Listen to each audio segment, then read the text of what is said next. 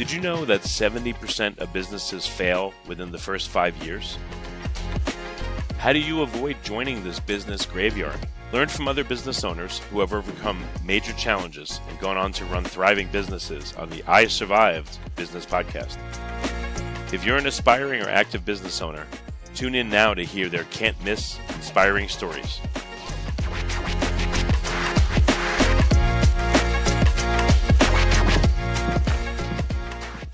Hello, this is Richard Jacobs with the I Survived Business Podcast.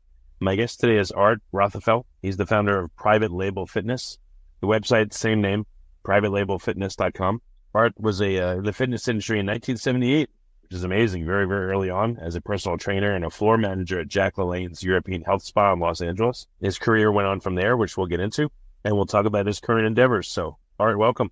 Hey, thank you so much, Richard. Thanks for having me on. Did you ever meet up with like Schwarzenegger or any of these old bodybuilders? As a matter of fact, I did. I met Jack LaLanne himself, who was just a wonderful man, and then had two run-ins with Arnold, one in a store in Los Angeles, and then another one at a World Gym that he owned down in Orange County, California. Again, super nice guy. I mean, it's funny. Sometimes the most successful people are the nicest. Oh, that's good. That's better than them being mean, you know? Yeah, well, there are those. You know, again, you haven't been in the gym world that long, but you've been in it pretty long. I had heard, I guess, back in the 1920s or 30s that when gyms started out, it was a shameful thing and people kind of had to hide and go to the gym in secret. Is that true?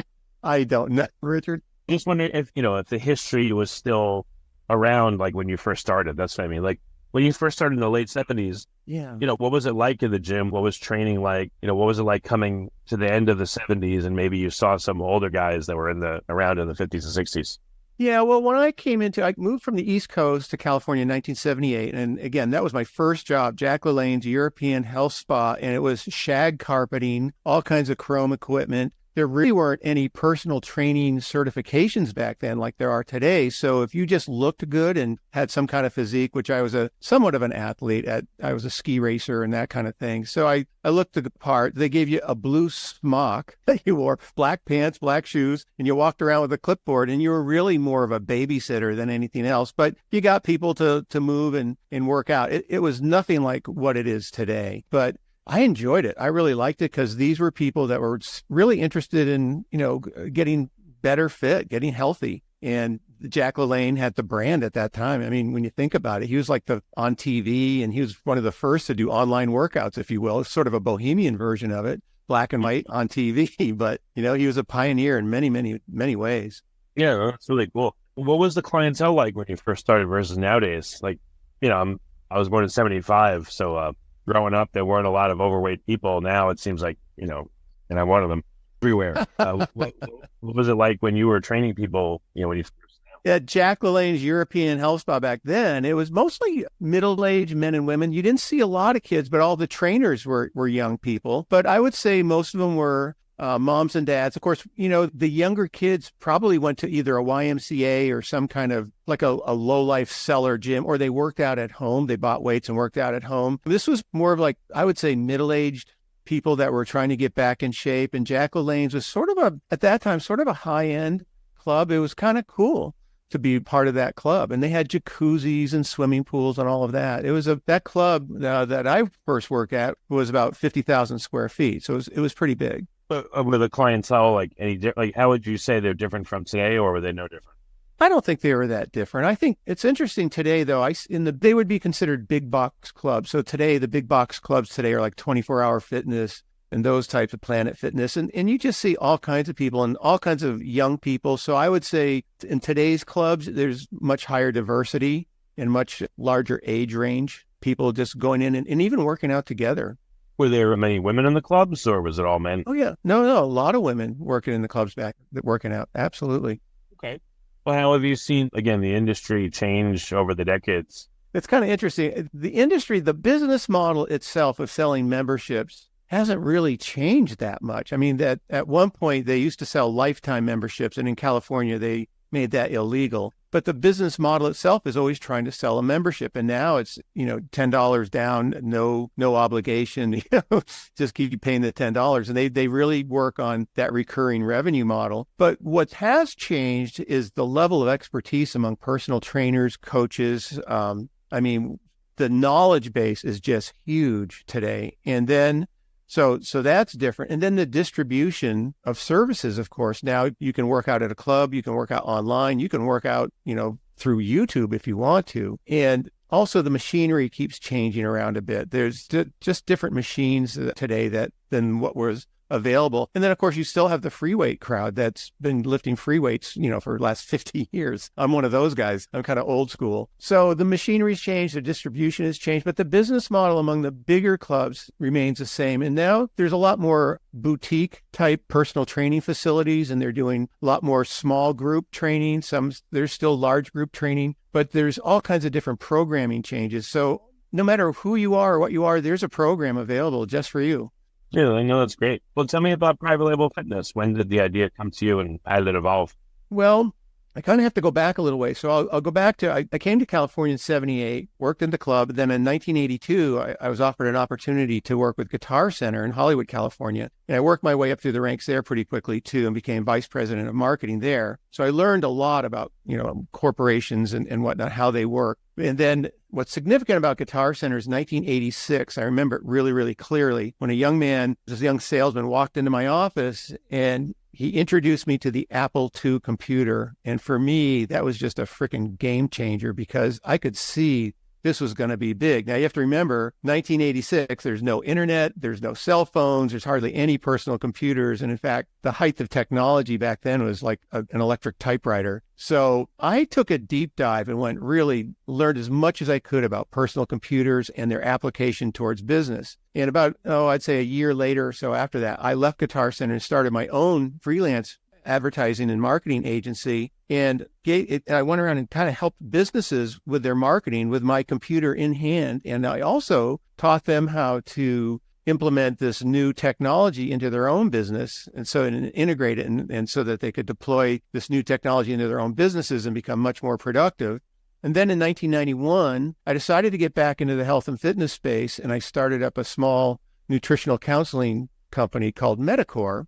And the bulk of our business was helping middle-aged men and women here in Newport Beach, California, they all wanted weight management, but what we offered was, we'll help you with your weight management and your overall health, but we do it more holistically with what we call the 3 Ps, which would be productive exercise, proper nutrition, and positive lifestyle behaviors. Now, that's different than what was really available back then, because everything then was Weight Watchers, Nutrisystem, Jenny Craig, and those type of things, which all were kind of restricted calorie dieting.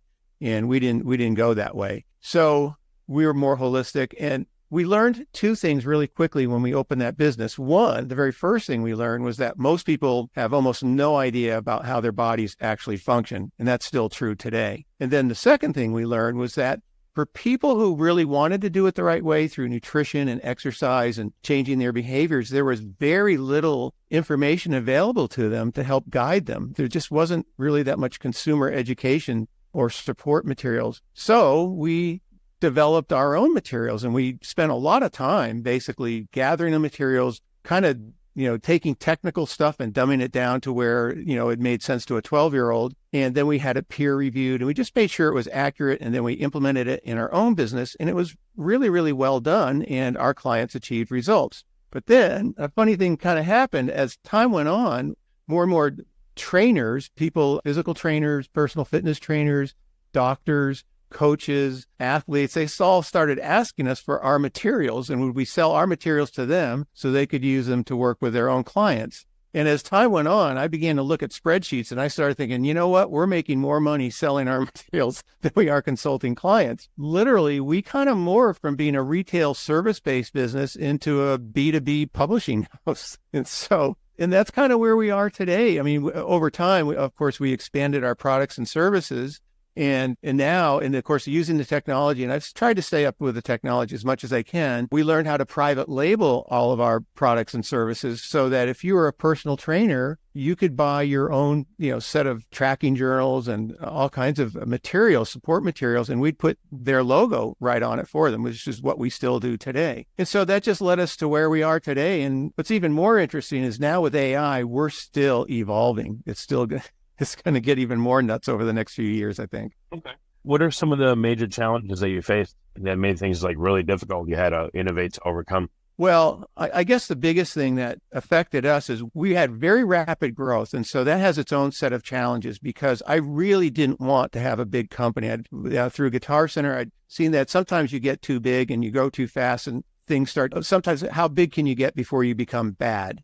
And I didn't want to go that route. So our fast growth was a challenge. So finding the right people to hire, and then as time went on, I started freelance. I started using more and more freelancers. And in fact, to this day, today, I run this company with just one assistant, and then everything else is freelanced out through various vendors. And we have freelancers all over the world at this point. But then our biggest challenge, which will maybe of interest to some of your listeners, was in 2008 when the economy crashed. Literally within 2 months, after having all this fast growth, within 2 months, our business was cut in half. And not because of anything we did, but the economy crashed. And most of these gyms that we were selling to, gyms, trainers, health clubs, they went out of business because the economy just crashed. So for me, that was one of the biggest challenges. And on the tail of that, we could see that that was the beginning of all the Fitbits and all the digital tracking devices. And we were selling physical products. So I could see that our physical products were going to probably wind down and that we needed to learn how to do digital products. So I literally went back to school and learned how to code. I learned how to do WordPress and learned how to code websites. And I still do quite a bit of coding today myself. And I really enjoy it. I found out, wow, this is really kind of interesting. And now, again, like I mentioned with AI, it's evolving even further. Okay. What kind of products were you predominantly selling? In the beginning, tracking journals, where on one side of the page, it would have your exercise program, on the other side what you were eating. And then we also got into supplements. We had an agreement with a boutique supplement manufacturer, and we created very high-end type supplements because people who don't work out can take one a day and they'll be fine because their metabolic requirements are not that high. But for people who work out, their metabolic requirements are much higher. And so we knew that if we were going to do a supplement line, we needed to have a real high-end line. So we had supplements. We also developed a menu planning software, which was very old. In fact, it would be considered legacy today. But we were one of the first to have actual nutrition software. And again, if you were a trainer, we would put your logo on the software, and then you could work with your clients. And this is we actually developed it in 1995. And you had to install it in your computer with disk drives and all of that. So those are the types of products we were selling back then. So, you said you experienced a period of rapid growth, which had some challenges. Maybe talk about that. And then again, this changeover from, physical products to more digital ones. Yeah. What were some of the challenges there? But again, let's start with the rapid growth phase. Well, the rapid growth phase this is kind of an interesting story. Again, this is pre-internet, pre-Facebook and all of that. So we used to do seminars, 3 seminars a week. We'd go out with our Kodak slide projector. And if we could do a seminar we'd mostly try to get into companies, and we would try to also get into apartment complexes, anywhere, church groups, municipalities, and we would stand up and give a seminar on the benefits of eating right and exercising and changing some behavioral patterns. And then we would try to sign them up to our facility or to our office. We would generally have 30 to 40 to 50 clients that we were working with. And then when at one point we gave a seminar, and one of the people was an human resource director for a big company in Orange County, California called Beckman Medical Instruments. They had 3,000 employees. They signed us up. So we all of a sudden we went from having about 50 clients to 800. So it just, all of a sudden I had to hire a whole bunch of people. And that's before we even had morphed. That's when we were still doing the consulting. And then when we morphed into doing more of the products, the challenges were just being able to produce private label products that quickly, and also doing it at a micro level, because people only wanted to order maybe 10, 15, let's say like our daily journal. They only wanted 10 or 15 of them. So one of the things we had to learn about was how to publish in big quantities and then private label it for individuals who only wanted maybe 10 of those particular products. So to make a long story short, we printed overseas, and we would, like for our daily journals, we would print 50,000 of them, keep them in a warehouse, and we'd print overseas, bring them into Long Beach, California, keep them in a warehouse. And then we would print ourselves individual covers. So let's say, Richard, you were a personal trainer and it was Richard's personal training service. We would print 10 of your covers, and then we would have those pre-printed journals all ready to go. And we would bind your covers onto those journals and send them off to you. And it was labor intensive. And so that was one of the challenges, was the labor intensity. But I just hiring people to do it by buying more machines and hiring more people. We guess if you had to scale up, you had to do a lot of systemization and processes and procedures and maybe employee contracts and all that stuff. I would think it'd be like a ton of work, not only to just hire people, but to get systems around them and everything. So what was that like?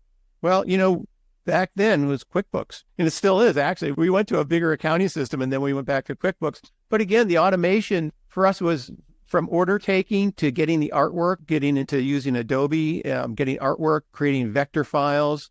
So it wasn't as automated as you would like it to be. And it never is, frankly. But we learned to template things. And so, for example, on a cover, there's a cover for a journal or let's say a supplement label, you had a third of the space. And once we had the logo, we would make it as large as we can, but obviously, the biggest thing for us in terms of automation was not really the processing of orders. It was facilitating the order itself in terms of getting the logo embedded onto the order piece. It could be a journal, could be a supplement, could be the software, all of which took different sizes. So for us, it was a matter of creating templates and then being able to fit almost any logo onto a template. And that was probably our biggest challenge. But once we got into using templates, things became much easier. And then creating all these products, like how did you know what the market wanted? How did you know which products to create first and next and next? What was some of the challenges there? Well, one of the things that I get a ton of testimonials about is that when people call, I answer the phone. And even when we had 20 employees, I still always answered the phone because that's where the rubber meets the road. I was talking to a guy, I could be on any given phone call. I might be talking to a trainer working out of his garage or the back of his car, or I might be talking to a multi-club owner who has 17 clubs and needs journals for all of them and needs a certain level, certain amount of them sent to one club, a certain amount sent to another club, certain amount sent to another club. And so by me talking to them on the phone, I got not only to understand what their needs were, but also where they were going. Is really important for me to talk to customers all the time because the fitness industry is quite trendy.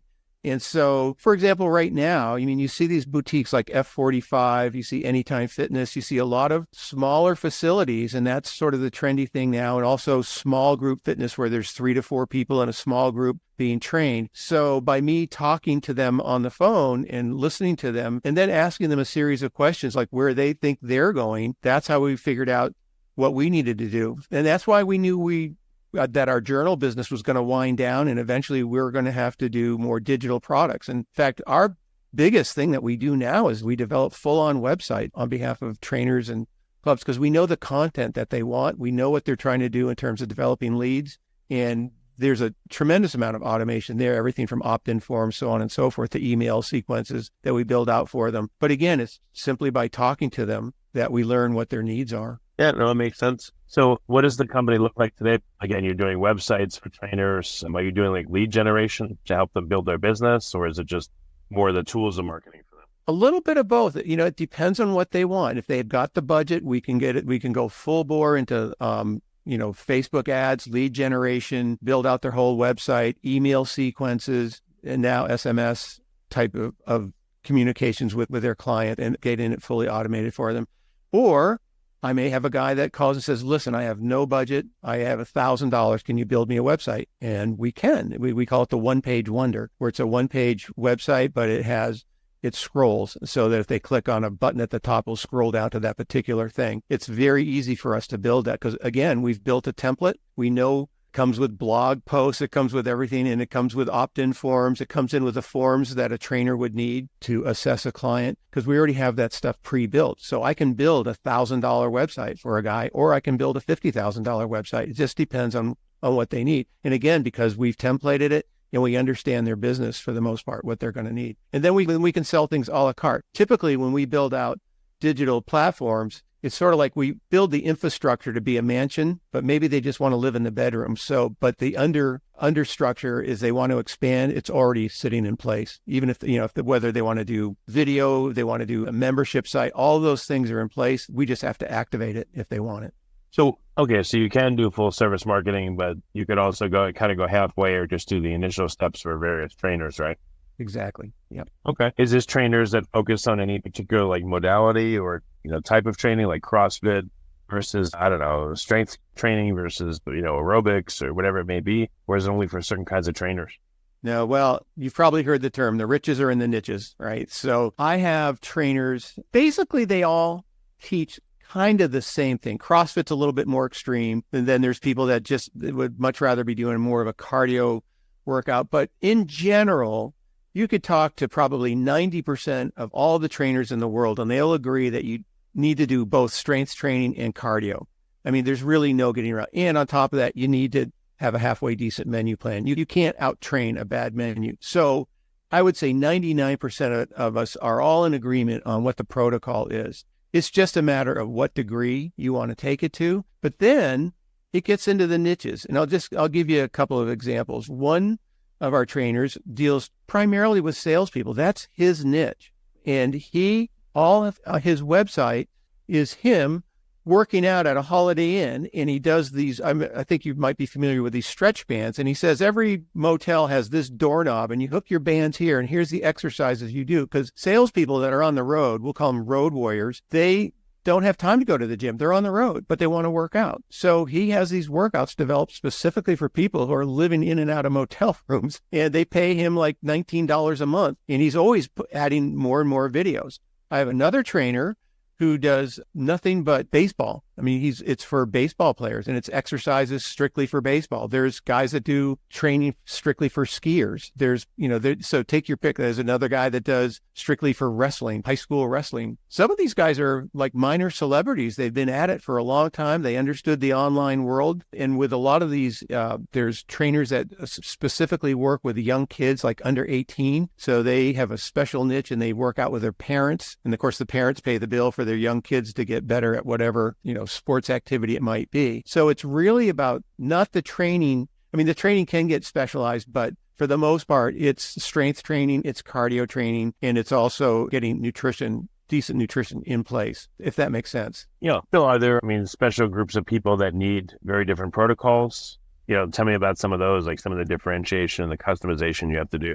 Well, we don't end up doing too much of the customization. Here's the thing. When there was a company for many years called American Sports Data, and they, for years and years and years, came out with this survey, and they did something like 10,000 people. And what they found was the number one reason people joined a gym or hired a trainer was to lose weight.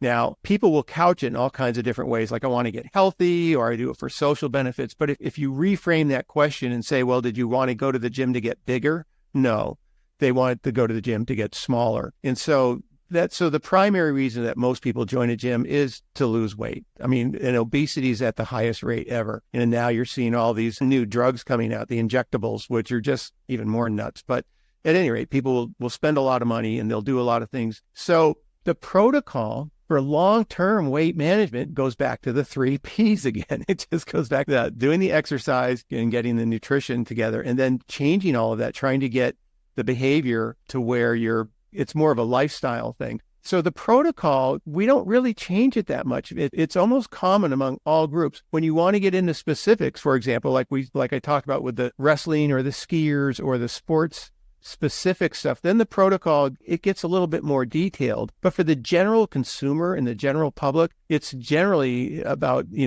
creating what we call a slight negative energy balance, where they're not starving themselves, that they're eating enough to support their lean muscle mass, but not eating so much to where the body doesn't need that much food and just converts it into body fat. So let's say, for example, Richard, you needed your body to maintain your weight was, say, 2,300 calories. We would probably knock you down to, a good trainer probably knock you down to, say, 2,000 to 2,100 calories, where you're getting enough food to support the exercise and the activity you're doing. But at some point, your body's having to dig into the fat stores for energy because it's not quite getting enough. And so that's generally the protocol. Basic physiology is the same, and it's been the same for 2,000 years. it's just ever since we always bring out a picture of the Last Supper and say, you know what, since the Last Supper and Jesus and the disciples, but men on the moon, we've cured all kinds of diseases, but the way our body handles food and activity hasn't changed one bit. So the protocol kind of is pretty much the same. And that's what allows our company to kind of keep giving people giving them the same or templated information and just giving them more of it. I mean, because you can get into things like sleep and different kinds of menu plans that are people tend to eat. Some people eat a little bit more protein than others. You can get into a little bit of it, but for the most part, it's understanding your caloric intake and getting some exercise in. Kind of just the same across the board. It's hard to fool Mother Nature. Well, remember those wristbands, what would Jesus do? Maybe they should have, what would Jesus eat? Yeah. And that'll be the new thing. Yeah. Right now, what's really going to be interesting from my point of view and where we're headed, and a lot of people ask me like, well, what's your roadmap? And I go, well, right now, my roadmap is sit and wait, because what I'm interested in, what's going to be truly exciting is you may be familiar with wearable technology where they put sensors into the clothing, and so it can monitor, your heart rate, perspiration, all kinds of various metrics, your blood pressure, all kinds of things, again, through the sensors built into the clothing. And now, you can monitor that through your Apple Watch, so on and so forth. But now here comes AI, which is able to take that data and analyze it, and it'll actually be able to tell what kind of movements you're making. And maybe you're making a movement that's not quite right. And the AI in the hands of a trainer will be able to modify your movement patterns. Maybe because maybe you had an injury years ago, who knows? But the real exciting thing is going to be this convergence of body, what we call wearable technology, and AI. That convergence, and that is just going to be just amazing. They even some of the specialists in AI are talking about that it'll even recognize your breathing patterns and your voice and your facial expressions and be able to determine, what's going on with you physiologically. And maybe you need to modify your workout. Maybe you need to slow down a little bit. Or maybe you need to ramp it up a bit. You're just phoning it in. Or maybe you need to take a day off and recover. It's going to be really exciting for professional athletes, but it's also, as with all things with professional athletes, it, finally comes down into the general consumer. And, I just think, that's why I say we're still evolving, because this is going to change the industry, I think, a lot. And I think a lot of trainers see this as like, oh my gosh, but they won't need me anymore. But I think just the opposite. I think it's going to make training even more comprehensive. And I think people will want a trainer to help, validate what they're seeing, or, and a trainer literally will put their hands interpret it. And what are you going to do about it? Yeah. Yeah, exactly. I think it's going to be a big aid to the trainer. It's really exciting. I mean, it will impact my business as well, because we'll want to create tools that trainers can use. Do you think you'll have maybe like a low cost training option where the trainer doesn't work with you one-on-one, but he monitors you and 15 other people? And when you do a workout, certain things happen. They can tell you, the system showed that your heart did this or your whatever did that. So I recommend you do X, Y, Z. Sure do. I think, they'll do it in small groups. They can do it in large groups, just as you see maybe like on a Zoom call where you have, 10 or 15 little screens going. There will be information being fed onto each screen, and it'll be like, hey, Monica, you need to slow down. But hey, Rob, you could ramp it up a little bit. So all of that, I think it's going to be really, really interesting where all of this is going to go. And then on top of that, let's say you're a personal trainer and you're working with somebody who's in rehab, working with a physical therapist or a doctor. All this information is being fed to both the trainer and the doctor. So the partnerships are going to get really interesting over time as well, because now a lot of personal trainers will be able to work with doctors and physical therapists and chiropractors, and they're all working with the same client. So it's to the benefit. Of course, none of this is going to be cheap, I imagine, at least not first out, but it will eventually come down in cost. And I think it's amazing. Okay. Well, very good. So Art, what's the best way for people to learn more about, what you do and to check out Private Label? Where do they go? Just go to www.privatelabelfitness.com, or they can call me. I answer the phone, 714-404-1800. I answer all my emails. I mean, we're kind of a boutique as well. I mean, it's not like I deal with 1,000 calls a day. So I'm always happy to talk to people. And sometimes we just talk. A lot of my clients, we just sit around and talk. Basically, just like what you and I are doing, talk about where is this market going? And again, I learn something from every time I talk to somebody as well. Excellent. Okay. Art, thank you so much for coming on the podcast and sharing your story. I appreciate it. Thanks so much, Richard. I appreciate it. Now that you've heard from active business owners who have overcome serious challenges, consider implementing what you find useful to help your business not only survive, but thrive. Visit isurvivedbusinesspodcast.com.